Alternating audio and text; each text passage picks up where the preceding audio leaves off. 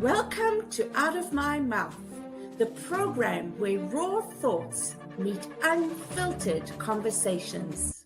Join us as we dive into the depths of human experience, where we share stories, perspectives, and insights that just might challenge the status quo. Get ready to laugh, cry, and ponder the world around you like never before. This is Out of My Mouth.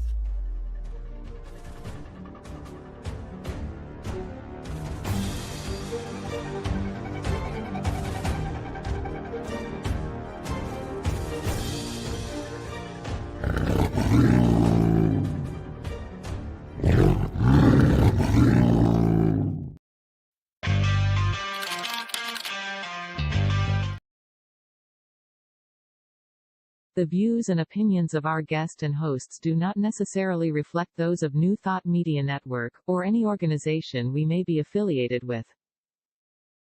Here at New Thought Media Network, we welcome freedom of speech and courageous conversations. There are many topics that can be difficult to navigate. Challenging the status quo and engaging in lively debate is important to expanding our understanding of one another, and life in general.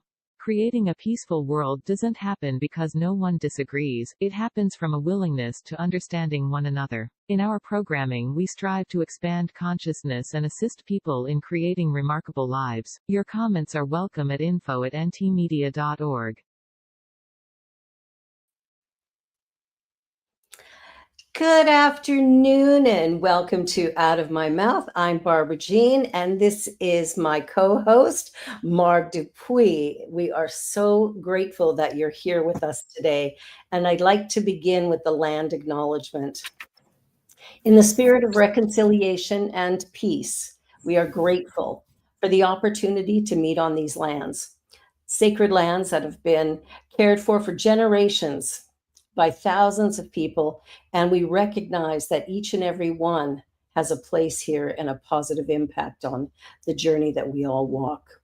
So we're grateful to meet on these sacred lands, and we thank the generations of people who came here before us.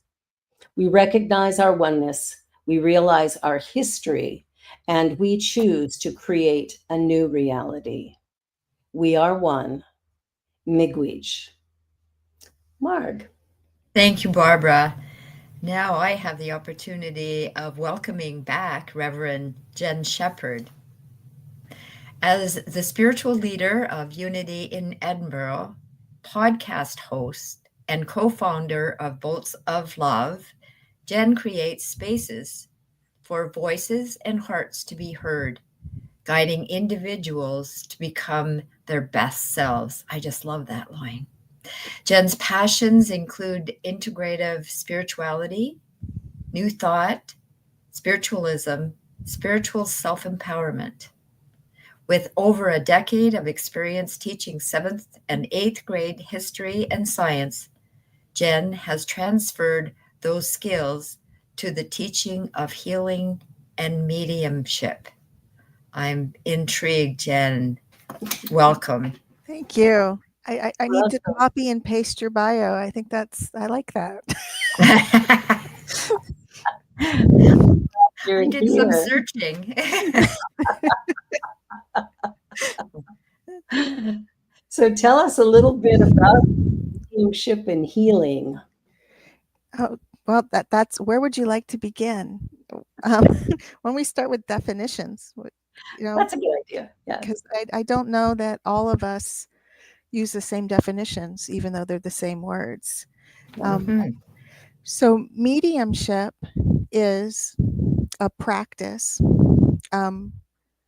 using a faculty of mind that can move conscious awareness into the space of spirit, oneness, all that is. Pick your verbiage, the force be with you. Over. So in a quote medium, it is recognized that there is a part of brain function that is built for that disassociative property to move into awareness.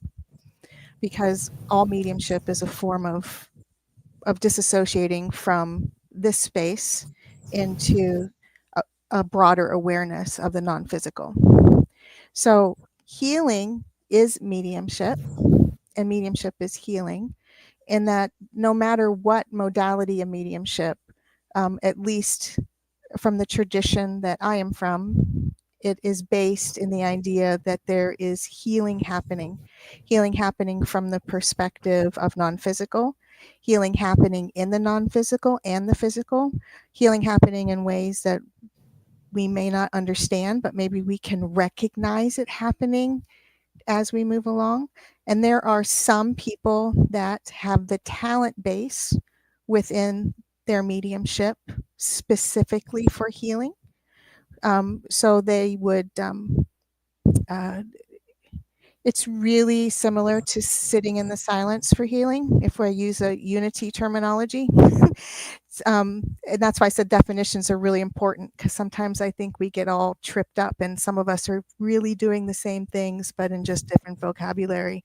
So when you sit in that space, in the awareness of allowing for healing without any kind of desired outcome. So the idea is to allow that to flow. So the saying is from spirit, through spirit, to spirit, that flow of energy and healing. And then again, manifesting people, situations, the world, because of that intention to be in that space. Hey, I just want to step back a bit. Can you tell me what inspired you to be in this modality? What intrigued you? What stirred the pot for you to go down this road? To go down. Okay, so again, I need to march back to vocabulary using again, because I think in retrospect, I've been on this road, for a very, very long time. So I was brought up Roman Catholic, very dogmatic type tradition, and yet there were instances of awareness, but I had no vocabulary for that. And then get a little older, and in that tradition, at least in my geographic location, there were pockets of prayer groups and houses, and they would meet for several weeks at a time. And my little prayer group started to do things like asking me to write the prayer for somebody that was hurting. It's basically offering a form of healing. So there was a recognition from the people around me that there was something that I could tap into for words, for comfort, for, and I would write these little poem prayers when asked.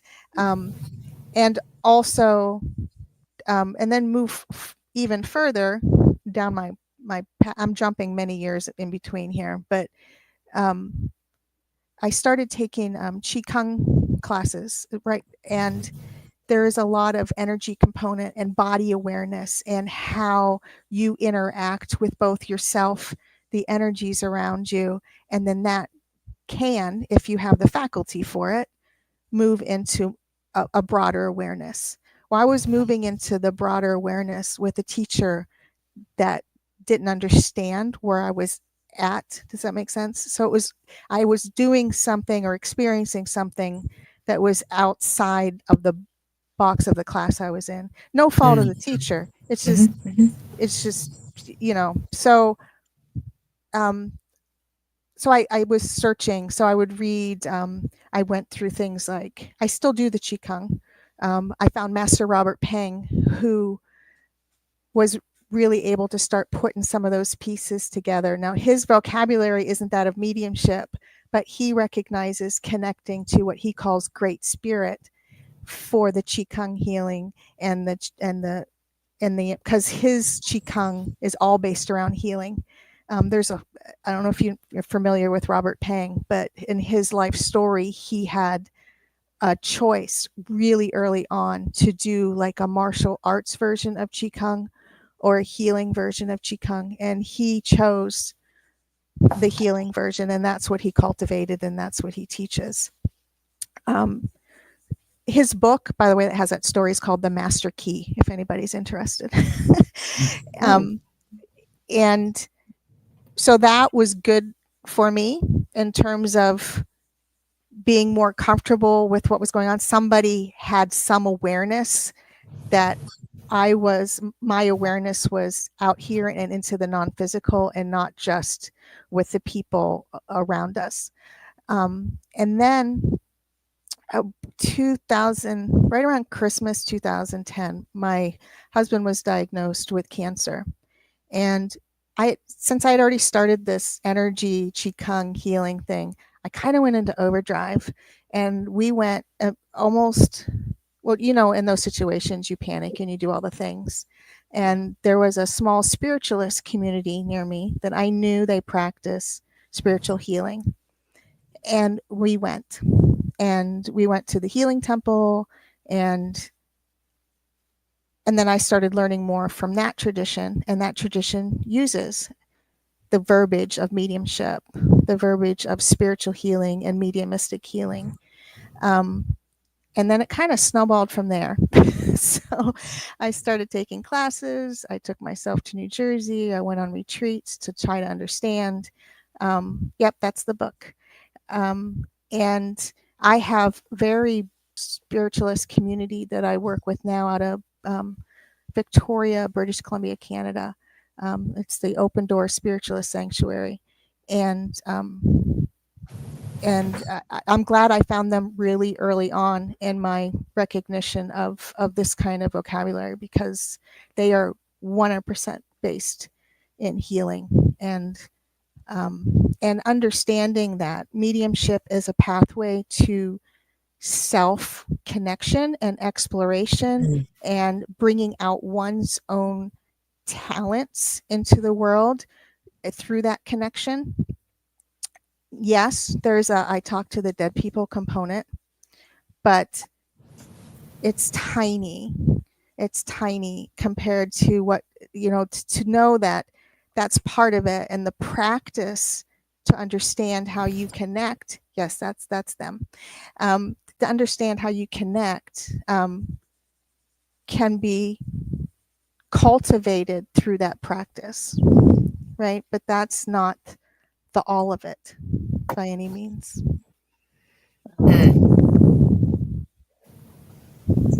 How does this fit with the ministry? I'm sorry, could you repeat that? It broke up for me. Yeah, do you want to move your mic a little bit? Are you having trouble hearing me? No, the mic is just making some noise. But yeah, no, I was saying, how do you bring together, your spiritualist teaching with the unity teaching? How have you worked that out? I don't have any problem with it at all. My community, there is a spiritualist community near me called Lilydale. It's about an hour and 20-minute drive. And it's the oldest, they call camp, spiritualist camp in the United States. So there's a lot of history there. And the people in my community were very familiar with that. In fact, if you rewind the clock a little bit, there's a history of a spiritualist minister that is a unity a teacher that helped build the community that I'm a spiritual leader of now. So this community doesn't have any problem blending, because there's a huge recognition that, again, sometimes it's down to the vocabulary. We're really on the same path of discovery. We're on the same path of helping each other build our awareness and our talents. We're on the same discovery of how do we help each other heal and bring that out in the community, right? What I have been able to do is add in extra programs that are mediumistic specific, like on a Wednesday night, or I know we have Easter coming up, and our Easter celebration for the last 7 years has been very different. So we have a healing, this year we're having a healing sound celebration at the beginning. And then we do what's called a flower message service. So when people come in, they take a flower, a live flower, and they put their initials on it.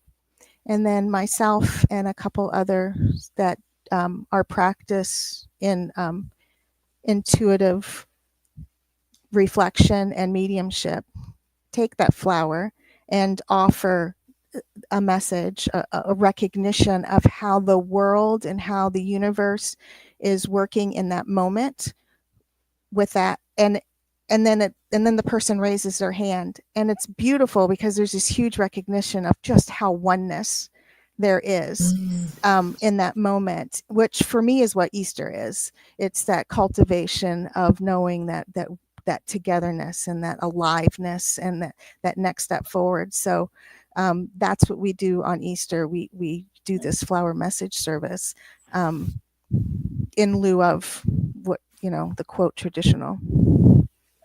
Do you do anything Friday or no? My community is not large enough to sustain a Friday. A Friday service. Yeah. Mm-hmm. I'm wondering how you would handle that, because that's a different type of service as well. Well, actually, a few years back, there's instead of a regular service, there was, oh goodness, sorry, I didn't. There's a series of meditations for the stations that was cultivated by, and I've just lost his name. It's actually quite beautiful. And I know that you can get that through Unity, because I think that's where we cultivated it from to begin with, the gentleman that, and if I come up with it by the end, but it was never in this community, it was never like a service anyway. It was come in and was a meditation stations based on, on that work. Oh, nice. You spoke about, I think you said about different forms of healing. Do you want to expand on that? Okay, so we'll call them modalities. There's a lot of different aspects or the ways that people take on the word healing, right? So, I mean, if you just look that up, you'll find things like there's a Qigong healing and a Reiki healing and a pranic healing and a spiritual healing and a hands-on healing you get the idea. There's also the recognition that there's, and I'll use my vocabulary for a moment, a spiritual / mediumistic healing, a mediumistic healer, and a healer that uses the energy of here and now, right? So, and neither one is good or bad. It's just the approach. For me, though, the idea of from spirit through spirit to spirit allows for a lot more than just from me to you, right? The energy is wider, it's greater, it uses the whole oneness, right? There's no, I would really like this to happen for them because the medium is out of the way of that, or that's the practice to not have a judgment on how that works. So I know, because I did the gamut of all of them. I am a certified Qigong healer, I'm a certified Reiki healer, certified spiritual healer. I mean, in my search, I did all the things. And yet, for me, it comes back to, can I be in that awareness enough to know that it's working and that it's happening and in whatever way it needs to? So, and I think for Unity, the verbiage of the affirmation, because we do a lot of, in Unity, it's a lot of verbalization for the healing. Like we have the written healing prayers.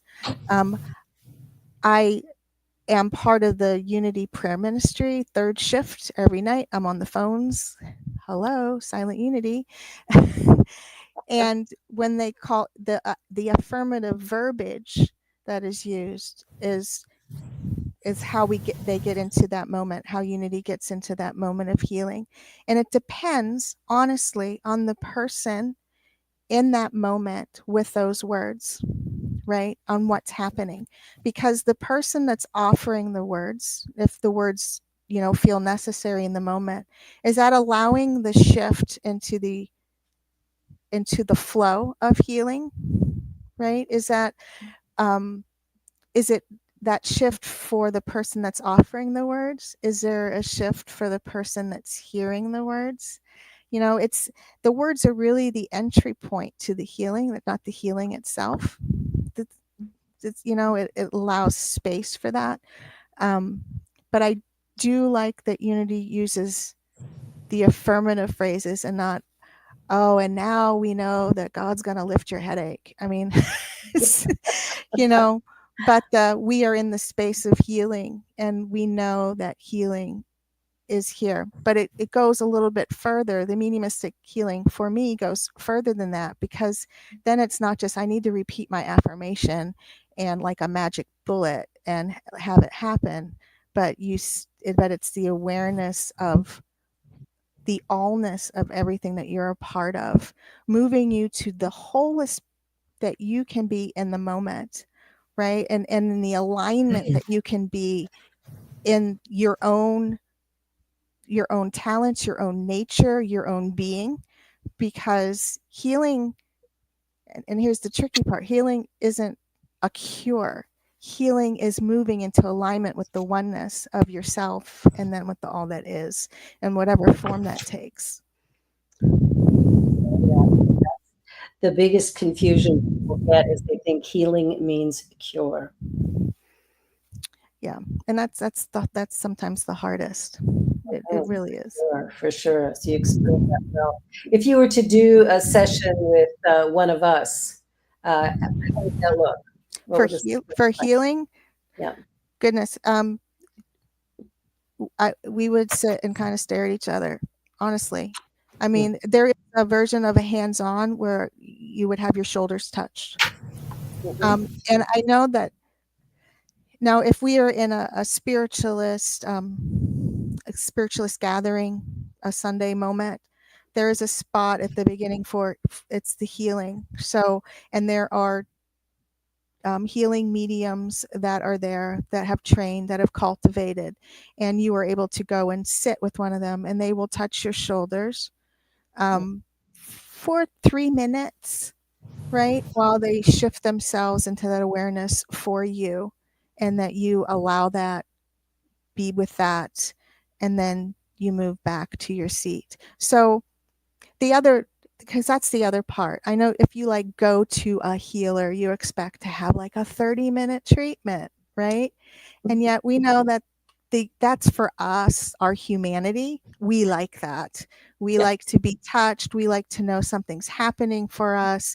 We like, even as the healer and the client, to feel things and to know things and then go, what did that mean for you? And yet that's all the humans. There's nothing wrong with it, but that's the human aspect of it. The oneness aspect of it is, do you really need a half hour to know God's working?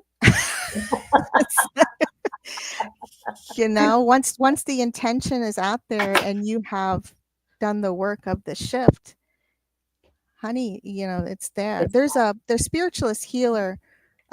He's since passed, but he was considered one of the best of the best, and his name is Harry Edwards. And he would literally fill stadiums when people would come up, and the people he would train, and they'd come up and they'd sit with them and they'd move on.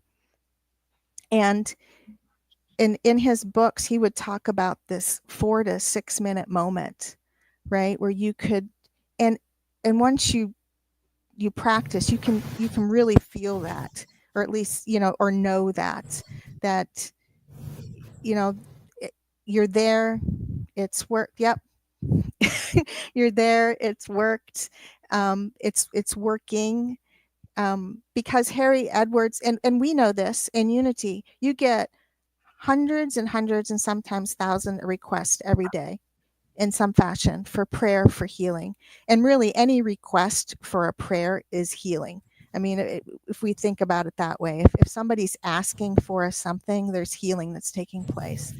So, and all of those get put in the chapel, right? At Unity Village, all of those get, and and then they get more and more and more, and they rotate them out every 30 days, right? So if your name, your intention is there for 30 days. Well, I often wonder how much of that really is for us as humans to think that we're getting prayed with, healing sense, remembered for 30 whole days. Because really you take all of that, and even if it was placed once a day in there, and people were there in communion and sat for 10 minutes with that, we know it's taken care of. Whatever it is that's needed in that moment is taken care of, right? Now, yeah, there are people, even saying that, there's people that I know I have on a list, and I will sit for 10 minutes a day or whatever with my whole list. But if it's the knowing that you are part of that already, and if the intention is true, and you're connected, there we go. Well, we're coming up to our halfway point, so we're going to take a little commercial break. You're watching Out of My Mouth with our wonderful guest, Reverend Jenn Shepherd, and we will be back in just a minute. You're watching the New Thought Media Network. Don't go away. More to come. Welcome to Science of Mind Archives, your gateway to spiritual wisdom. Join us for our grand opening gala. Experience a weekend of inspiration.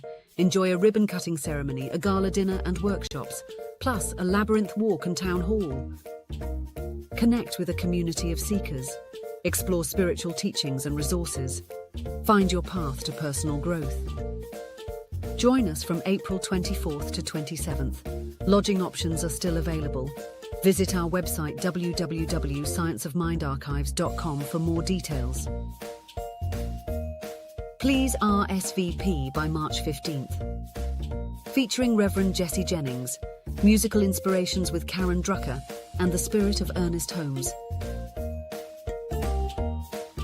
Come celebrate our new home at Unity Village, Lee's Summit, Missouri, and please visit www.scienceofmindarchives.com. Please help us say thank you to our organizational sponsors, including the Hepperlin Foundation, Affiliated New Thought Network, International New Thought Alliance, Science of Mind Archives and Library Foundation, Center for Spiritual Living Denver, Center for Spiritual Living Midtown, New Thought Philadelphia, Planned Happiness Institute, Summit Center for Spiritual Living, One Heart Retreats, Center for Spiritual Living on the Lake, Unity Spiritual Center, Kitchener, Om Center for Spiritual Living, La Mesa, Satya Center, Center for Spiritual Living, North Jersey, Unity of Savannah, and Center for Spiritual Living, Seattle, as well as all of our individual donors. Thank you for making New Thought Media Network a place to be. Please come be you. And remember, like, share, and subscribe. New Thought Media Network, positively inspiring.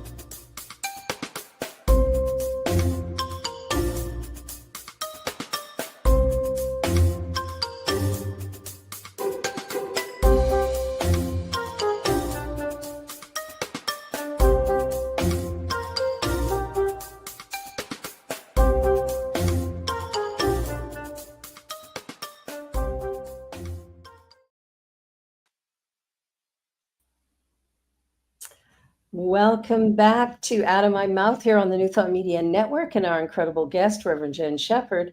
And we're talking about mediumship and healing. So interesting. Did I get it right when you said about healing? One of the things you said, the wholeness of you in the moment, or the moment of who you are, the wholeness of who you are in the moment. That really resonated with me. I could grasp that. I could believe that. I could, yeah. Have I got that right? Is that what you, that's what you said? And I have a question. How do you charge your battery? Do you have, a place you go and you go, this is where I do my reset, or? So the Inner Quest community I told you about is one way. We meet, there's an opportunity to meet 3 times a week on Zoom. It's an international community, and we do what's called sitting in the presence together as a community, which again is really similar to sitting in the silence, especially when you listen to Eric Butterworth talk about the silence. It's real close to that. It's a shifting of your awareness and sitting in that presence and just being and being with community. So that's that's a huge thing for me, is to be a part of that community. So I have shared vocabulary, and I have enrichment and all of that. Sometimes the reset is a shower. Honestly, it's like just, something different on the body to shift gears, depending on what's going on through the day. I read a lot, and I'm a science fiction junkie. So, I mean, to honor my craziness is a reset and a fill up. Sometimes I think we forget the fill ups. We're human, so they're allowed to be human fill ups. They don't always have to be oming on the cushion.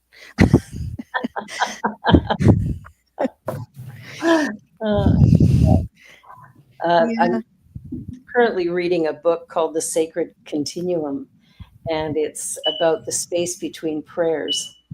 And what I love about this book is she's talking about that really our prayerful state really should last always.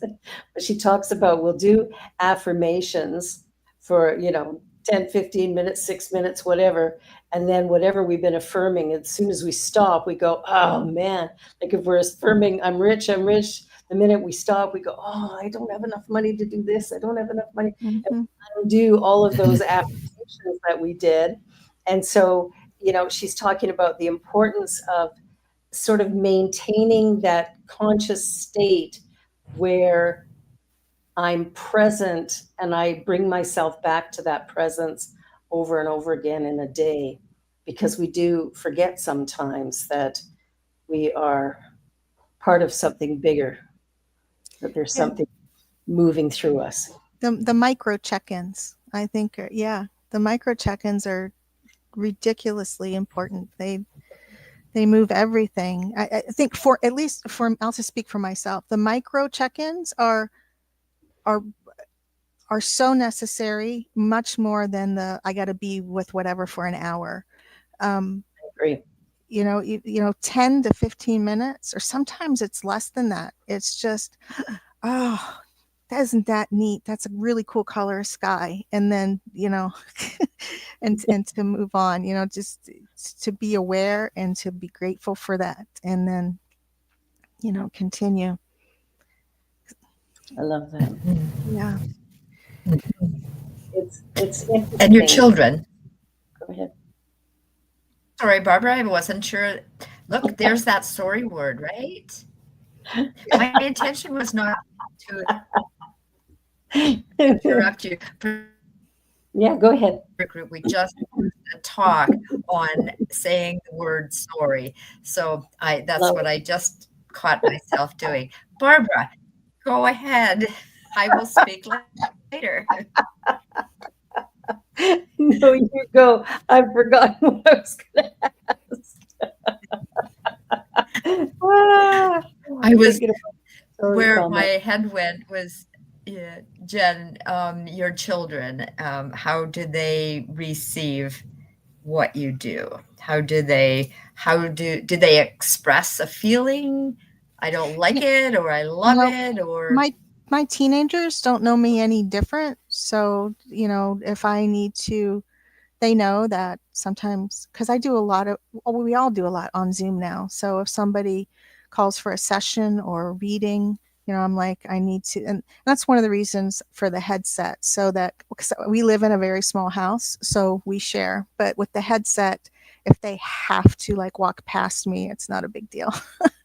So, it's that's more important to communicate with them than your mom's going to do a session with somebody who's grieving right now that would really like to connect with somebody. It doesn't faze them. My older ones, when I first started being more public and more, really, they traveled with me to a couple places. They're 33 and 30, so they have their own thing going on. But there's never been oh, what the heck is that? Or, there's never been that. There's a huge, there's a huge, the only thing my oldest said once, and this was, my father passed about 3 years ago now. And, that was when everybody's wearing the masks and everything at the, when they come in. And my oldest said, I can tell who your people are. Come in the door. So I guess we have a vibe. But other than that, I mean, that's the tease, it's like, we can tell your people have a vibe. I'm like, that's okay. I don't mind that. That's wild. So how do you use what it is that you do in the face of what's happening globally, with wars and all kinds of domination and just terrible ways of treating, women, indigenous people of color? It's like there's a lot going on. How does your work fit in with that more global perspective, or does it? Well, I think everything fits in the global perspective in some fashion, but in the recognition that we all have talents that can be expressed through our mediumship, expressed through our spirit, expressed through our soul. Again, pick your word there. But in the cultivation of that, and the cultivation of our own healing, so that can be expressed in its fullest, right, without reservation, that is what shifts the world, right? So when we start with us and what we can do, that gives other people permission to do the same. And it's knowing that maybe I don't have the ability to go across the world and handle something that I am really irritated about, right? But I can first offer my presence for that peace. Yeah. And in the expression of spirit through me, in whatever fashion it is, through my talents, then somebody else does that, and somebody else does that.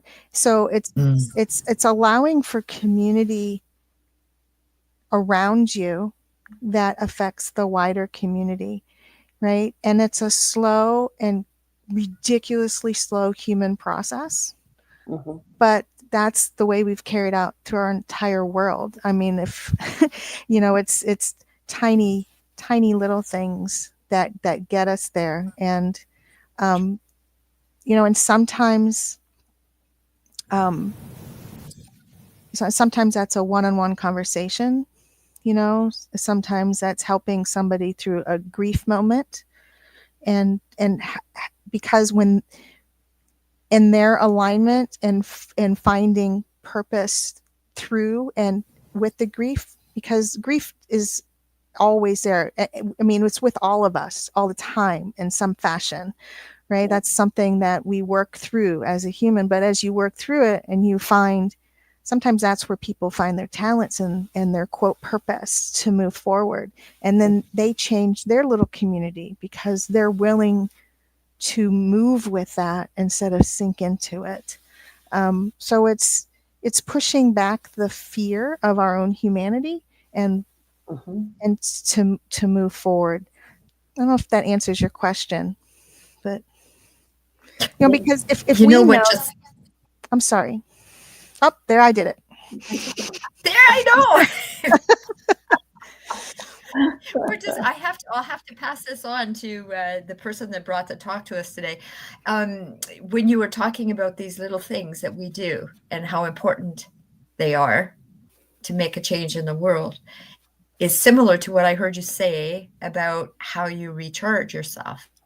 You go to the center. I'm sorry, I forget the name, whatever. And then also you take a moment and look at the sky and how beautiful it is. And so again, these little micro parts of how we live our life within self or Did she freeze up? She froze. oh no. And that's right, you're back now.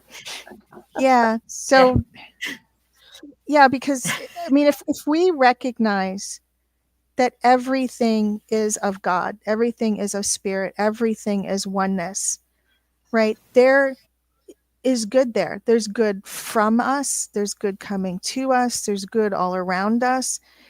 It looks like crap because there is an awareness gap with people, right? So the people that are able to be in awareness, the people that are the mediums, the people that are the healers, in cultivating themselves to the fullest, they allow space for somebody that doesn't have the innate faculty for awareness to have space for that, right?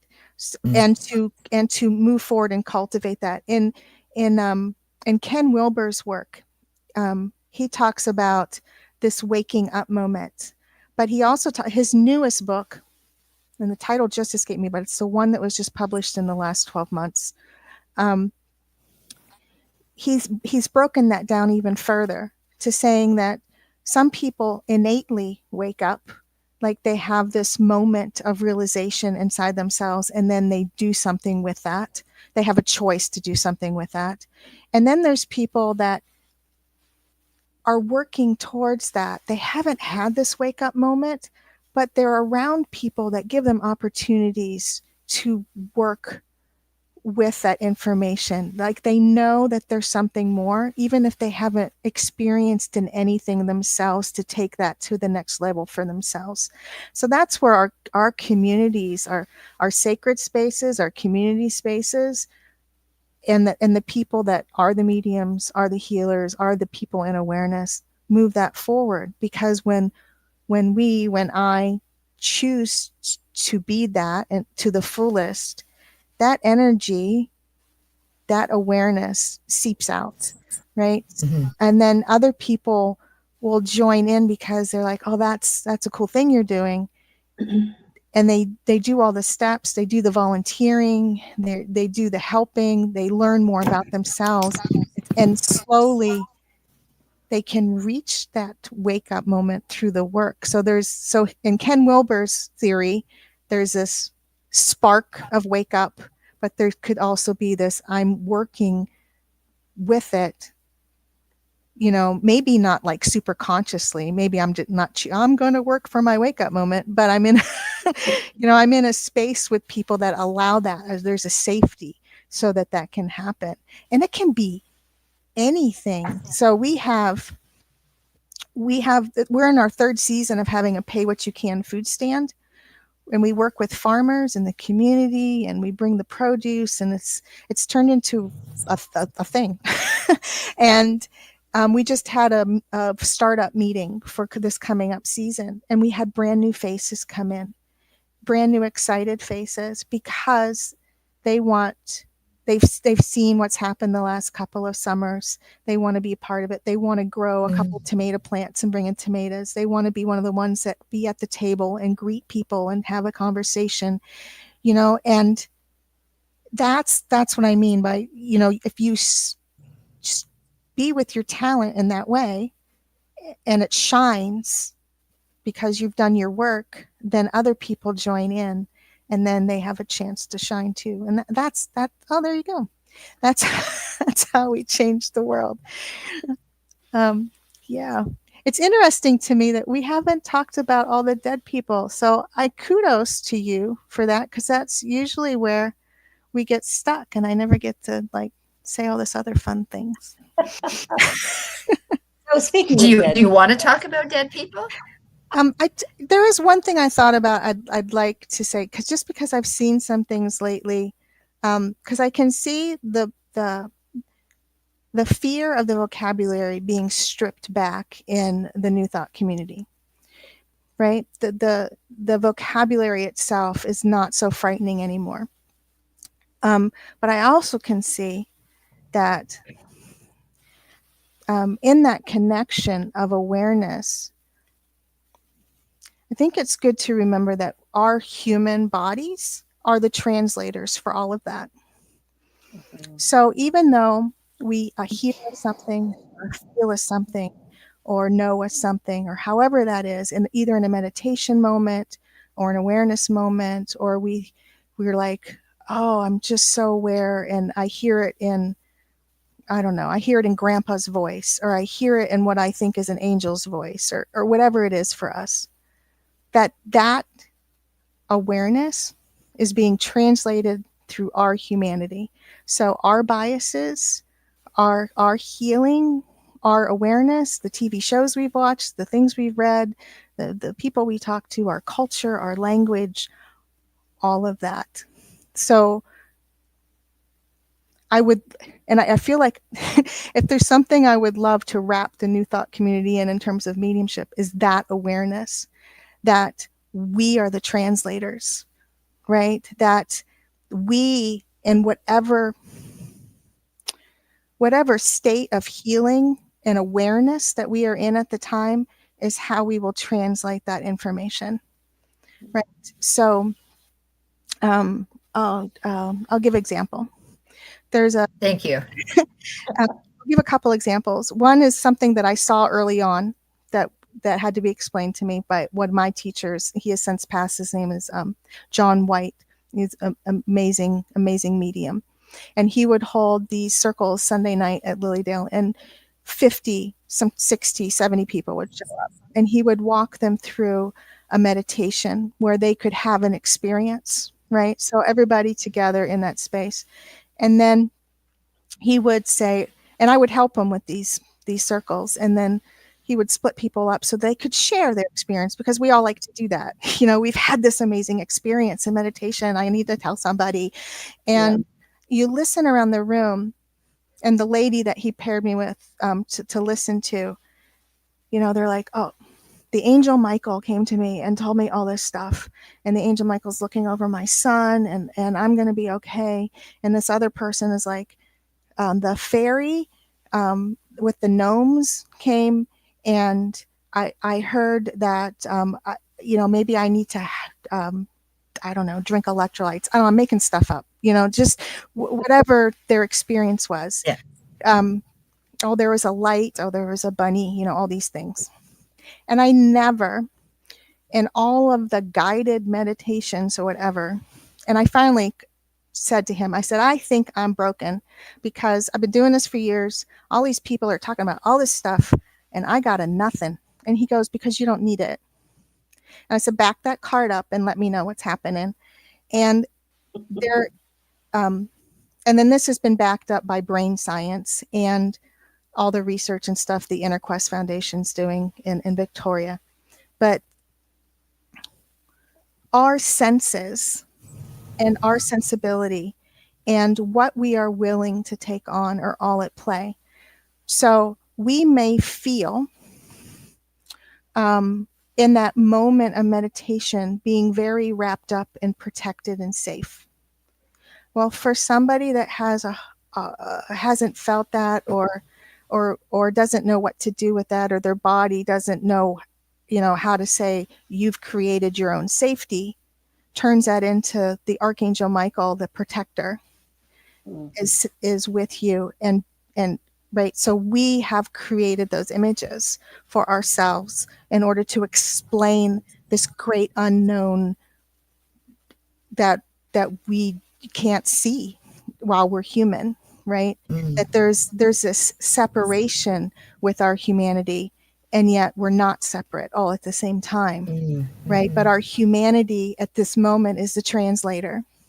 So I have a friend, Navin, who is a Hindi, and I've been blessed enough to be able to go with him to temple sometime. And the very first time I went with him to temple, I was like, I don't want to do anything wrong. He's like, you just go around to, and they're called deities. They're in statue form, the deities, and just feel where you feel like you want to know more.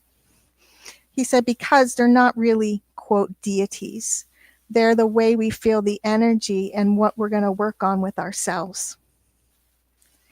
And that's the same thing as with our archangels and people that think they're hearing Jesus and all the things. Because what's really happening, at least from my perspective, is we are connected all the time, right? We are both separate and one. In that connection point, when we are in that awareness, our own connection to the all that is fires, and we understand, right? We know, our intuition, our clarity, our all the things that unity says that we have, right? That the 12, the will and the powers. Yeah, thank you. All of those things, we have it all, right? We are the translators.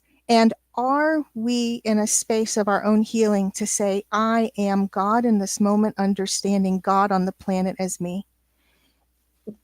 Am I willing to say, I am spirit so much that I am translating the part of myself that is in the non-physical in this moment for this space, for what I need in my humanity, and not label that as a deity or an angel or a guide or Jesus? Are we enough in our healing to do that? Wow. Yeah. A lot of people would say, not yet. Yeah. And I know for me, I did have a small, and this has come full. This is neat that we're having this conversation, because it's kind of come full circle for me just in the last few months. But when my husband passed, just a little while after that, I swore up and down that I heard him say that I needed to be really present and maybe protective of my children and my space and I had a number 12 around that. So I thought, well, maybe that's when the kids are 12. Maybe that's, so I followed through with that feeling though, right? Yeah. But what I came to learn the more I worked on me and worked through that grief was that, and I'm not saying he's not there, because as a medium, I know they're there and I know we can reach them and have that interaction. But in that moment, since I heard it in his voice, I needed, and if I'm really honest with myself, I needed his input at that time in a really big way. And I reached out for input, right? Now, at this point, he's part of the oneness in a way that we're not, right? So, yes, he's in the mix. But did it really have to be in his voice for me to move forward on that advice? Right? Because honestly, if he was here and we were having that conversation, we probably would have had a back and forth about it. Right? And now all of a sudden that he's dead, I want to attribute all this wiseness for him. So, but that took me years, so I know it's a starting place for people, but I think if we can, because in Ken Wilber, when he writes, he talks about if people know what they aren't quite at to yet, but they have heard it. It's easier for them to grasp when it's happening, and embody that possibility than having to rearrange it later. Exactly. Well, believe it or not, we're down to our last 4.5 minutes. Oh, geez. Time flies. So we like to end the show by asking, what do you think you'd like to leave people with today? What's the most important point that they should get from today's conversation? I think that last one was probably the biggest one, with that you are that powerful, and you are that worthy, and you have the ability to be that healed, to translate the world in a clearer fashion. It's never going to be exact because we're human. Yeah. But to not attribute it to an other, because you are the other. You're it. Yeah. Wow, that's beautiful. Thank you. And Mark, what about you? You have a final comment for today? I'm what's the word, gobsmacked? I just have so many things to process, and I'll repeat it again. The wholeness of you in the moment is a phrase that I will, and a feeling that I'll take in with me, and I can relate to it. So thank you for those words. Oh, beautiful. And Barbara. I would say, it was mentioned many times through the show, the oneness. We are one. There is only one thing going on. We're all some part of that. And no matter how hard we try, we can never be separate from it. So we may as well just accept that we're in this together and learn how to love each other and be with each other. Because I think if we got that, we would stop fighting so much. We wouldn't resist each other as much as we do. So I think really landing that idea that that number one, we're perfect, whole, and complete as we were created. That doesn't mean physically we're not making mistakes, but at a soul level, we've got it all together. Mm-hmm. I think there's a journey that we're on that's really powerful and positive and exciting if we want to just remember our oneness. That takes away the drama, I think. If we could live there, it would take away the drama. But I think we like the drama a little bit, don't we?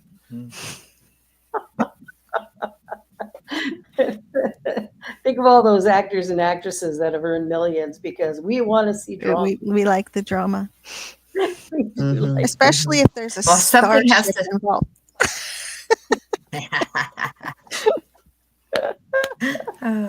Okay, Jen, go first. I'm sorry? You were starting to say something. You and Mark started talking. Oh, I made a joke. I said, especially if there's a starship involved, then I'm all in the drama. Yes. And I was just saying something has to stir up the pot, right? Yeah. To get the whatever firing and to know where we want to be. Exactly. Or where we are. And it can't always be you that stirs the pot. Oh, come on. Oh, come on. I know you like to stir the pot. Well, thank you so much, Jen. Thank you, Mark. This, as always, has been a real treat. And as we come to the end of our show, I just want to say to everybody who watches, please like, share, subscribe. And if you'd like to make a donation to the New Thought Media Network, you can do that as well at ntmedia.org.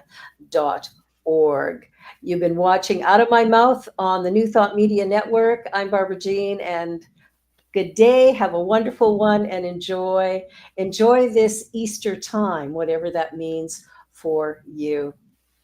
Bye for now. On behalf of everyone at New Thought Media Network, thank you for being a member of our virtual family. Your financial contributions help share the New Thought message with people from around the world. Please visit and contribute at www.ntmedia.org/donate. New Thought Media Network, come be you. And please like, share, and subscribe. Until next time.